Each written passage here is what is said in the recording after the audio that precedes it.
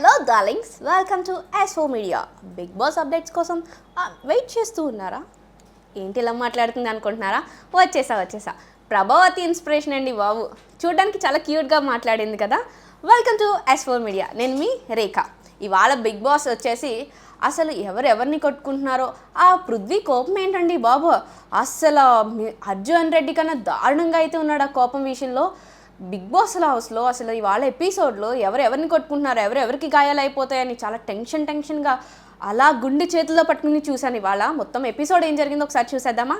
Episode start అవ్వగానే నిన్న balloon task ఏదైతే జరిగిందో దాని గురించి డిస్కషన్ స్టార్ట్ అవుతుంది. యష్మి అసలు ఫుల్ ఫైర్ అయిపోతూ ఉంటుంది అనమాట నిఖిల్ మీద. ఎందుకు అని చెప్పేసి మొత్తానికి నిఖిల్ క్లాన్ అయితే గెలిచేస్తుంది, శక్తి క్లాన్. సో దానికి అబ్బాయి ఏం చెప్తాడు అంటే దాన్ని చాలా కోపంగా ఉండి ఇవాళ నుంచి ఇంకా ఈ అనౌన్స్మెంట్ రాకముందే బిగ్ బాస్ అనౌన్స్మెంట్ కోసం వెయిట్ చేస్తూ ఉంటారు, ఏం చెప్తాడు బిగ్ బాస్ అని చెప్పి. సో ఏం డెసిషన్ తీసుకుంటాడంటే Kantara chief no cooking no cleaning, మన వస్తువులు మనమే క్లీన్ చేసుకుందాం, మన వస్తువులు మనమే కుకింగ్ చేసుకుందాం, మన వరకు మన పనులు మాత్రమే చేసుకుందాం అని చెప్తాడు. సో ఏమవుతుందంటే విష్ణుకి ఆకలేస్తుందని చెప్పేసి అక్కడికి కిచెన్ దగ్గరికి వెళ్తుంది మణికంఠ ఉన్నప్పుడు. నెక్స్ట్ ప్రేరణ వస్తుంది. వాళ్ళ చీఫ్ చెప్పిన దాని ప్రకారం తను ఏం చేస్తుందంటే దీనికి విష్ణు వచ్చిందని తెలీదు. సో దోశలు వేస్తూ ఉంటే విష్ణు వచ్చి నాకు ఆకలేస్తుంది, నాకు చాలా ఆకలిగా ఉంది అని అంటే తను వెయ్యను మన్నది ఇది కదా అని చెప్పేసి మణికంఠతో మాట్లాడుతూ ఉంటే లేదు తను ఫస్ట్ వచ్చింది ఆకలిగా ఉంది కదా, పాపం ఒకటే కదా వేసి ఇచ్చేద్దాం అని చెప్పి మణికంఠ అంటాడనమాట. సో దీనికి దోశ వేసే విధానం ఏదైతే ఉందో కొంచెం ఇలా వేస్తుంది. దానికి విష్ణుకి అది నచ్చదు. ఫుడ్ అనేది ఎవరైనా ప్రేమగా పెట్టాలి కదా, ఫుడ్ అనేది ఎమోషన్ కదా, ఏదో ముష్టి వాళ్ళకి ఇలా వేయడం ఏంటి అని చెప్పేసి తను చాలా ఫీల్ అయిపోతుంది, దానికి ఎమోషనల్ అయిపోతుంది. ఇది మణికంఠకి చాలా పెద్ద ఎఫెక్ట్ చూపిస్తుంది అనమాట. ఎందుకంటే తన మంచి చేద్దామని చెప్పేసి పాపం విష్ణుకి చేద్దాం కదా అంటే దానికి ప్రేరణను మహాన్ అవ్వాలనుకుంటున్నావా అని చెప్పేసి అంటుంది.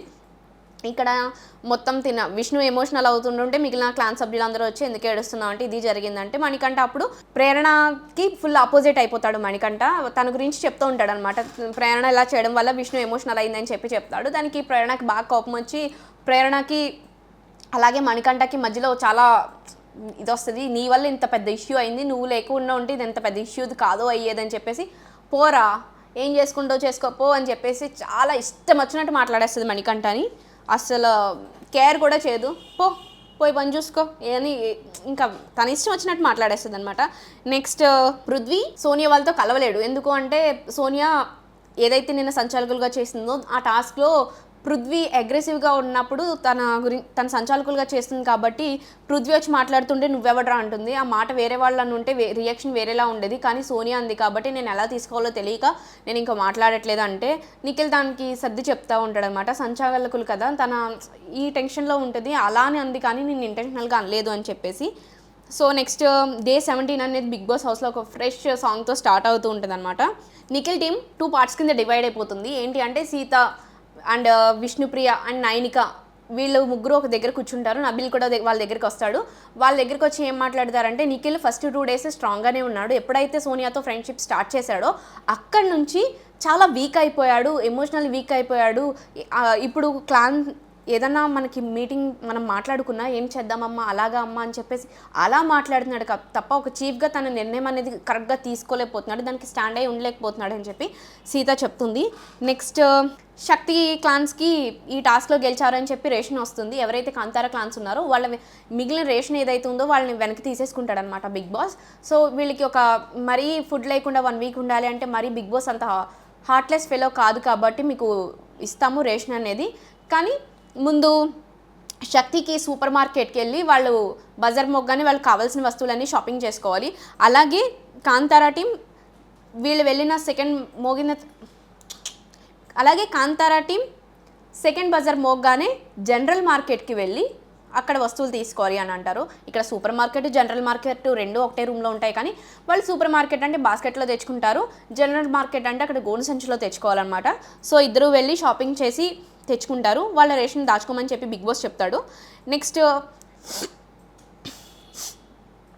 ఏమవుతుంది అంటే గ్యాస్ ఆన్ అవ్వదు, కుకింగ్ చేసుకోవాలి అంటే ఇక్కడ మళ్ళీ ఇంకో ఫిట్టింగ్ పెడతాడు బిగ్ బాస్. వారానికి 14 గంటలు మాత్రమే గ్యాస్ ఆన్లో ఉంటుంది, రిమైనింగ్ గంటలు అనేది గ్యాస్ ఆన్లో ఉండదు.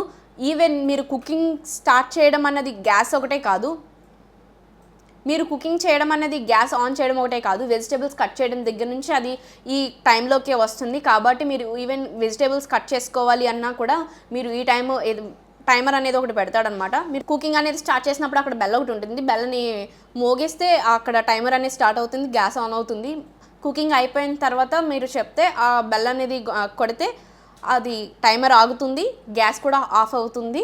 సో దానికి తగ్గట్టుగా హౌస్ మేట్స్ కూడా వంట అనేది ప్రిపేర్ చేసుకుంటారనమాట. 2 పూటలకి ఒకసారి వండేయడం కానీ, అది కొంచెం మిగిలిపోతే నెక్స్ట్ డే టిఫిన్ తిందామని ప్లాన్ చేసుకోవడం కానీ వాళ్ళు అలా ప్లాన్ చేసుకుంటారు.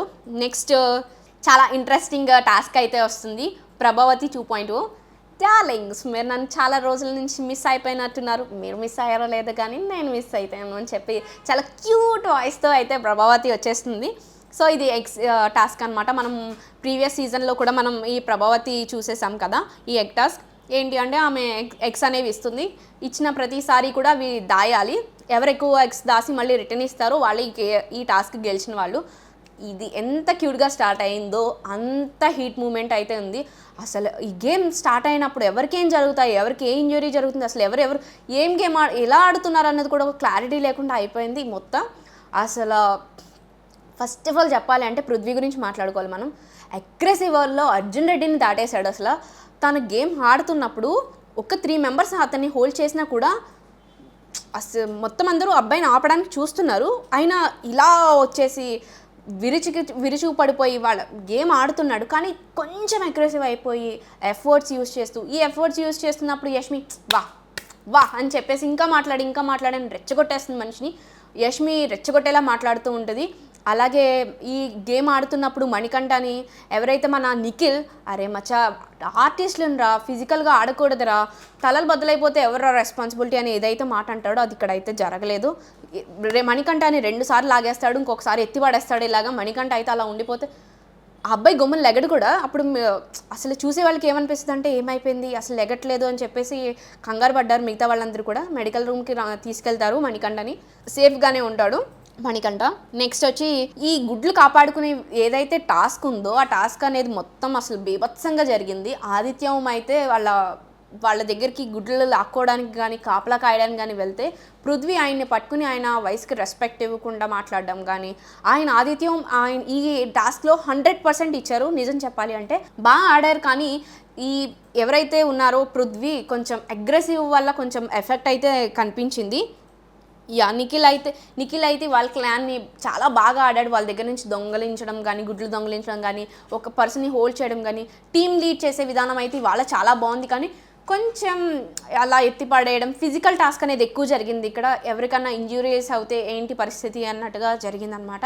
అలాగే యష్మి ప్రేరణ కూడా అమ్మాయిలను కూడా పోటీ లేకుండా బాగా పర్ఫామ్ చేశారు. కానీ కొంచెం అగ్రెసివ్, వీళ్ళు కూడా చాలా అగ్రెసివ్గా ఏది పడితే అది మాట్లాడేయడం, రెచ్చిపోయేలా మాట్లాడడం అనేది జరిగింది. ఇక్కడ ఇంకొకటి ఏంటంటే విష్ణుప్రియ తన ఎక్స్ని ఇలాగా పెట్టేసుకుని హోల్డ్ చేస్తుంటుంది. ఆ ఎక్స్ తీసుకోవడానికి నబీల్ ట్రై చేస్తూ ఉంటాడు. సో అదేంటి అంటే తనకి అన్కంఫర్టబుల్గా ఫీల్ అయ్యానని చెప్పేసి మెన్షన్ చేస్తుంది. సో వాళ్ళిద్దరి మధ్య డిస్కషన్ అనేది స్టార్ట్ అవుతుంది. ఏదేమైనా ఎక్స్ తీసుకోవడం వరకు ఓకే, కానీ ఒక అమ్మాయిని అలాగా ఫిజికల్గా టచ్ అనేది ప్రతి ఒక్కళ్ళు కంఫర్ట్గా ఫీల్ అవ్వరు. కాబట్టి ఈ విషయంలో నబీల్ రాంగ్ అని నేను అనుకుంటున్నాను. నెక్స్ట్ అబ్బాయి ఏం చెప్తాడు అంటే అబ్బాయిని పృథ్వీ హోల్డ్ చేసేస్తాడు అనమాట. ఇలా హోల్డ్ చేసినప్పుడు ఏమవుతుందంటే తన వేలు కంటికి గుచ్చుకుంటూ ఉండే ప్రయత్నం ఉండే దాంట్లో పృథ్వీ అస్సలు ఆగట్లేదు ఎక్కడ కూడా. నిఖిల్ పిలుస్తాడు. సో నిఖిల్ వచ్చి తనని డివైడ్ చేసినప్పుడు తనకి కొంచెం బ్రీతింగ్ అనేది తీసుకోవడానికి కొంచెం కష్టమైపోతుంది, అంతలా హోల్డ్ చేసేస్తాడు. సో ఇక్కడ పాజ్ అనే చెప్తారు. పాజ్ చెప్పినప్పుడు వాళ్ళు ఏం మాట్లాడుకుంటారంటే బిగ్ బాస్ హౌస్లో worst fellow, common sense brainless fellow ఎవరన్నా ఉన్నాడు అంటే అది పృథ్వీ అని చెప్పి చాలా సెన్సేషనల్ వర్డ్స్ అయితే యూజ్ చేస్తాడు అబ్బాయి పృథ్వీ మీద. ఏంటి అంటే తను గేమ్ ఆడేస్తాడు కానీ అసలు అవతల వాళ్ళు ఏమైపోయినా ప్రాణం పెట్టి ఆడేస్తాడో అవతల వాళ్ళు ప్రాణంతో సంబంధం లేదన్నట్టు మాట్లాడతాడనమాట. వాళ్ళ గేమ్ అయితే ఇలా జరిగింది. సో ఫస్ట్ వీళ్ళ కౌంట్ ఎన్ని ఎగ్స్ ఉన్నాయని చెప్పి బిగ్ బాస్ కౌంట్ చేయమన్నప్పుడు నిఖిల్ దగ్గర ఎక్కువ ఎగ్స్ ఉంటాయి వీళ్ళకన్నా. సో నిఖిల్కి బిగ్ బాస్ ఏం చెప్తాడంటే మీరు ఆపోజిట్ టీం నుంచి ఒక పర్సన్ని ఈ టాస్క్ నుంచి తప్పించవచ్చు, ఎవరిని తప్పిస్తారంటే నబీల్ బాగా పర్ఫామ్ చేస్తాడు కాబట్టి వీళ్ళకి నబీల్ అక్కడ ఉండకూడదని ప్లాన్ చేస్తారు. సో ఈ గేమ్ నుంచి నబీల్ని పక్కకు తీసేయమని చెప్తారు. సో బిగ్ బాస్ నబిల్ని ఈ గేమ్కి సంచాలకులుగా వ్యవహరించాలని చెప్తారు. ఇక్కడతో ఎపిసోడ్ అయితే పూర్తయింది. కానీ అసలు ఫిజికల్ టాస్క్ అనేది ఈ టాస్క్లో, ఫిజికల్ గేమ్ అనేది ఈ టాస్క్లో ఎక్కువ అయిపోయింది. ఇదొక్కటి కొంచెం చూసే వాళ్ళందరూ కూడా చాలా గుండెలు చేత్తో పట్టుకుని చూశారు. ఈ ఎపిసోడ్ అయితే ఇలా ఎండ్ చేశారు. ఎక్స్ట్రాస్కి ఇంకా ఉన్నట్టుంది, ఎందుకంటే బిగ్ బాస్ నబిల్ని సంచాలకులుగా పెట్టారు కదా. మరిన్ని బిగ్ బాస్ సబ్జెక్ట్స్ కోసం చూస్తూనే ఉండండి S4 మీడియా.